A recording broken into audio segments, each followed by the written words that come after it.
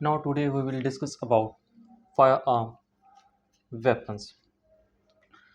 NRA के अंदर unit 7 है, यानी कि फोरेंसिक एस्पेक्ट्स ऑफ वाउंडिंग का पार्ट 2। सबसे पहले अगर हमें वेपन्स को स्टडी करना है, पहली बात तो ये जो जितने भी हथियार होते हैं ये बहुत ही नुकसानदेह होते हैं। किसी भी यानी कि हमने वाउंड को या किसी भी इंजरी को स्टडी करना है अगर किसी वेपन के थ्रू ये तो सारी सी बात है, हमें उसकी लिथैलिटी के बारे में ज़रूर पता होना चाहिए। अच्छा, एक तो इनकी मज़े की बात ये जितना ज़्यादा लिथल होता है तो इसको उतना अच्छा समझा जाता है, और आज ज़्यादातर जो हम यानी कि मॉडर्नाइजेशन कर रहे हैं वो इनकी लिथैलिटी के ऊपर करें। जितना ज़्यादा लिथल होगा उतना ज़्यादा ये अच्छा समझा जाएगा। अगर हम पुराने वेपन्स की बात करें तो यानी कि वो इतने लिथल नहीं थे, इतने नुकसानदेह नहीं थे, मतलब यानी कि नुकसान तो वो भी करते थे मगर जितना आजकल के वेपन्स है वैसा नहीं करते थे। इसके अलावा यानी कि अगर हमें इसको प्रॉपर अंडरस्टैंड करना है तो हमें इसकी यानी कि फ़िज़िक्स के बारे में, कोई फायर आर्म है या बॉम्ब है उसकी हमें पूरी फ़िज़िक्स के बारे में पता होना चाहिए कि यानी कि उसकी मोशन क्या है, प्रोजेक्टाइल किस टाइप का था उसका, या उसके अंदर कौन कौन से कंपोनेंट्स थे, उसके बारे में प्रॉपर उसको स्टडी करना पड़ता है। जो आजकल नॉर्मल जो फायर आर्म यूज़ होते हैं उसके अंदर हमारे पास राइफल आ जाता है, पिस्टल आ जाती होती है, या शॉट गन आ जाता है, बॉम्ब्स वगैरह आ जाता है। इसके अलावा जो इसकी स्टडी है, जो फायर आर्म की प्रॉपर स्टडी है कि किस तरह गोली चली, हवा में कैसे रही, या फिर वो किसी वोंड के किसी को यानी कि नुकसान पहुंचाए, वुंड हुआ है, या वुंड कॉम्प्लेक्स वगैरह जो होता है उसको स्टडी को हम क्या कहते हैं, ब्लास्टिक। इसके भी 3 कंपोनेंट्स होते थे, interior blastic, exterior blastic and wound complex blastics. सबसे पहले हम स्टडी करते हैं इंटीरियर ब्लास्टिक। इंटीरियर ब्लास्टिक होता क्या है, पिस्टल के अंदर या राइफल के अंदर जब तक गोली है, यानी कि स्ट्राइकर आके इसको यानी कि जो बुलेट है या कोई कैट्रिज है उसको आके जब तक स्ट्राइकर लगता है और उसका जो फिनोमिना गन के अंदर जो हुआ है, यानी कि अभी वो मजल से बाहर नहीं गई, यानी कि अभी वो जो गोली है वो किसके अंदर है, पिस्टल के अंदर या जो भी फायर आर्म है उसके अंदर ही है, उस फिनोमिना को हम क्या कहते हैं, इंटीरियर ब्लास्टिक, उसको स्टडी करेंगे। सबसे पहले अगर किसी वेपन की बात की जाए तो उसके जो हमारे पास मेन कंपोनेंट होता है वो कौन सा होता है, बैरल। इस पर बड़ा डिपेंड करता है। दो हम कंपोनेंट्स इसको हम स्टडी करें, एक हमारे पास क्या होता है, बैरल होता है, दूसरा हमारे पास क्या होता है, कैट्रिज, या कोई भी यानी कि अगर मैं इसकी बात करूँ पिस्टल की तो उसके बुलेट डलती होती है, तो उसको हम स्टडी करेंगे। सबसे पहले अगर मैं बैरल की बात करूँ, बैरल जो होता है इसके दो एंड्स होते हैं। कौन से दो एंड्स होते हैं, एक को हम ब्रिज कहते हैं, एक को हम मजल कहते हैं। ब्रिज वो जगह होती है जहाँ पे कि गोली यानी कि पहले inner side of the bore, inner side of the barrel, यानी कि फॉर एग्जांपल ये बैरल है, ये वो जगह है जो पिस्टल के अंदर है, और ये वो जगह है जहाँ से गोली निकलेगी। इसको हम क्या कहते होते हैं, मजल। इसको हम क्या कहते होते हैं, ब्रिज।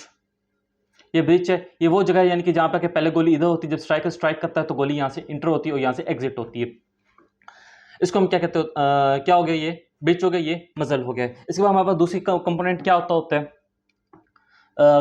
यानी कि कैट्रिज। कैट्रिज के मुख्तलिफ डिज़ाइन होते हैं, यानी कि इसके जो यानी कि जो राइफल होती है उसका यानी कि अपना यानी कि स्ट्रक्चर होता है। बाकी अगर हम पानी गन्स की बात करें, शॉर्ट गन्स की बात, उसमें प्रॉपर एक कारतूस डलता होता है, इस टाइप का कुछ होता है।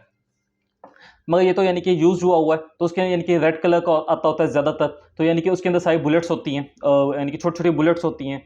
और मगर जो राइफल है उसके अंदर एक ही यानी कि प्रोजेक्टाइल होता है। तो सबसे पहले हम कैडेज की बात करते हैं, कुछ कंपोनेंट्स होते हैं, एक इसका प्राइमर होता है, दूसरा पावर चार्ज होता है, वेड होता है, और प्रोजेक्टाइल होता है।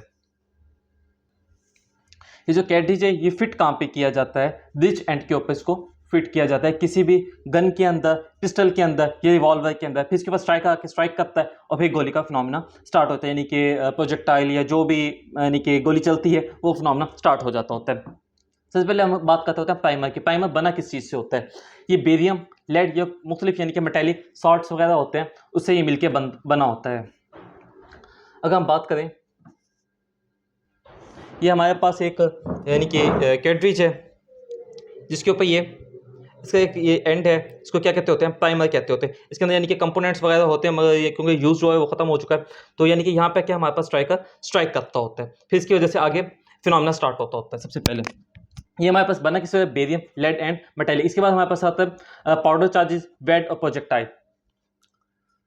इसके अंदर यानी कि ये कैटरिज है, यहाँ पे ये प्राइमर आ गया, इसकी बेस वगैरह आ गई प्राइमर की।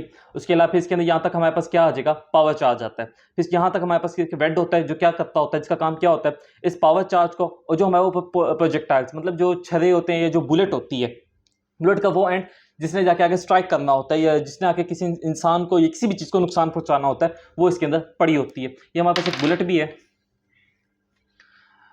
जो कि यानी कि यूज़ हो चुकी है, ये दोनों यूज़ हुए हुए हैं। तो यानी कि इस शेप का होता है, इसके ऊपर एक यानी कि इसका प्रोजेक्टाइल होता है जो आगे जाके किसी भी चीज़ को नुकसान जिसने पहुंचाना होता है, उसको हम प्रोजेक्टाइल कहते होते हैं। प्रोजेक्टाइल अगर हम बात करते होते हैं पावर चार्ज की, जो इसके अंदर हम बात कर रहे थे, यहाँ तक क्या होता है, इसका पावर चार्ज होता है। अब मुख्तलिफ वेपन्स होते हैं तो उसके अंदर मुख्तलिफ टाइप्स ऑफ वेपन्स है, तो इस तरह पावर चार्ज भी दो टाइप के होते हैं, मुख्तलिफ होते हैं। क्या होता है, एक हमारा ब्लैक होता है, दूसरा हमारे पास स्मोकलेस होता है, यानी कि टू टाइप्स ऑफ उसके वो यानी कि चार्जेस पाउडर्स होते हैं। जो अगर ब्लैक पाउडर है तो उसके अंदर हमारे पास कौन कौन से कंपोनेंट्स आते होते हैं, पोटाशियम नाइट्रेट आता होता है, पोटाशियम नाइट्रेट आ जाता होता है, और उसके अलावा सल्फर भी इसी में आता है, या किससे बना होता है, ये चारकोल वगैरह से। मगर जो हमारे पास ये दूसरा होता है स्मोकलेस, ये इसके अंदर कौन कौन से कंपोनेंट्स होते थे, नाइट्रोजन सेलुलोज, नाइट्रोजन सेलुलोज, और दूसरा कहता है नाइट्रो ग्लाइसिन, इससे ये मिलके बनता है। तो यानी कि वो स्मोकलेस होता है, और जो यानी कि ब्लैक इम्पैक्ट या जो काला धुआं या कालस जो प्रोड्यूस करते होते हैं, वो यानी कि चारकोल से, सल्फर से और पोटाशियम नाइट्रेट वगैरह से बना होता है। बैट को मैं पहले बता चुका हूँ, इसका काम क्या होता है, प्रोजेक्टाइल को और जो पाउडर चार्जेस है इन दोनों को सेपरेट करना होता है। प्रोजेक्टाइल क्या होता है, वही जो छर्रे होते हैं या वो जो हिस्सा बुलेट का जिसने जाके आगे नुकसान पहुंचाना है या जिसने निकलना है। बुलेट भी यानी कि हमारे डिफरेंट होती हैं। शॉर्ट अगर मैं इसकी बात करता हूँ तो इसके अंदर यानी कि छोटे छोटे छर्रे डले होते हैं मुख्तलिफ, ठीक है, तो वो आगे जाके यानी कि निकलते होते हैं इस एंड से। मगर अगर मैं इसकी बात करता होता हूँ बुलेट की, तो इसके अंदर सिर्फ एक ही प्रोजेक्टाइल होता है, एक ही उसका एंड होता है, या राइफल है तो उसका भी एक ही एंड होता है, उसने यानी कि यहाँ से इमिट होना है और आगे जाके किसी भी चीज़ को लगना है या नुकसान पहुंचाना है। इसके बाद हम एक चीज़ को डिस्कस करते हैं, chain of events. Chain of event कि ये सारा फिनोमेना हुआ कैसे है। ये जो फिनोमेना है इसकी यानी कि 6 स्टेजेस होती हैं। सबसे पहले स्टेज में हमारे पास क्या चीज़ें टेक प्लेस होती हैं, ये बुलेट है, बुलेट का एंड है। सबसे पहले स्ट्राइकर आएगा, वो इसके ऊपर स्ट्राइक करेगा। बुलेट के किस एंड पे स्ट्राइक करेगा, प्राइमर के ऊपर आके उसने स्ट्राइक करना है। जिसने ये अगर देखें छोटा सा डॉट नजर आ रहा है, यानी कि यूज बुलेट है, इसको पहले स्ट्राइकर ने स्ट्राइक पहले से किया हुआ है। फिर इसके बाद क्या होता है, इसके अंदर चार्ज प्रोड्यूस होता है, जो हमारे पाउडर चार्ज है उसके अंदर एक आग प्रोड्यूस होती है, हीट प्रोड्यूस होती है, जिसकी वजह से हमारे पास डिफरेंट गैसेस एलिमिनेट होती है। कौन कौन सी हमारे पास गैसेज आ जाती हैं उसके अंदर, सी कार्बन डाइऑक्साइड आ जाती है, कार्बन मोनोऑक्साइड आ जाती है, मीथेन आ जाती होती है, और इसके अंदर H2S, सल्फर हाइड्रोजन, नाइट्रोजन वगैरह इमिट होती हैं। ये मुख्तलिफ गैसेज उसके अंदर इमिट होती हैं, जिसकी वजह से एक चार्ज प्रोड्यूस होता है, जो कि यानी कि जो हमारा प्रोजेक्टाइल है उसको निकलने में हेल्पफुल होता है। यानी कि जब ये जलेगा पाउडर चार्ज, तो यानी कि आगे इतनी एनर्जी प्रोड्यूस करेगा, वो वैट को हिट करेगा, वैट आगे सारी बुलेट्स को जिस कैडरेज के अंदर होंगे उसको हिट करेंगे और फिर सारी यहाँ से इमिट हो जाएंगी। जो ये हमारे पास पाउडर चार्ज है, इसका एक ग्रेन एट लीस्ट 200 से लेके 200 टू 900 ml गैसेस प्रोड्यूस करवाता होता है मिनिमम।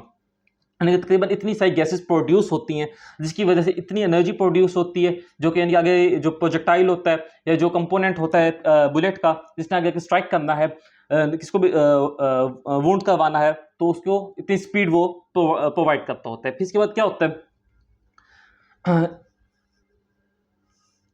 ये जो चैम्बर है इसके अंदर अचानक से इतनी हीट या इतनी एनर्जी प्रोड्यूस होती है, इतना प्रेशर प्रोड्यूस होता है। अगर पिस्टल की मैं बात करूंगा तो इसके अंदर यानी कि 4 से 6 टन रिवॉल्वर या पिस्टल्स के अंदर इतनी प्रेशर प्रोड्यूस होगा। अगर मैं राइफल की बात करूँ तो उसके अंदर 20 टन्स तक प्रेशर प्रोड्यूस होता है। फिर इसके बाद यानी कि जो ब्रिज एंड से जो हीट प्रोड्यूस हुई है, जो भी एनर्जी प्रोड्यूस हुई, ये हर साइड पे निकलेगी। मगर यानी कि ये सीक्वेंस में फिनोमिना होता है, जैसे ही इसको हिट करेगा, स्ट्राइकर ने इसको आके हिट किया है, इसके बाद क्या हुआ है, यहाँ पे आके जो हमारे पास क्या था चार्ज पाउडर, उसने आगे जाके किसको हिट किया है, यहाँ पे हमारे पास क्या चीज़ प्रेजेंट थी, वैट था, वैट को हिट हुआ है, वैट ने आगे जाके इनको हिट किया है, और इसके अंदर यानी कि जितनी भी ये सारी एनर्जी जो 4 से 6 टन है या 20 टन है, वो सारी की सारी इसमें ट्रांसफर हो गए और फिर यही ऐसे आगे जाके एक्सेलरेट हो जाते हैं।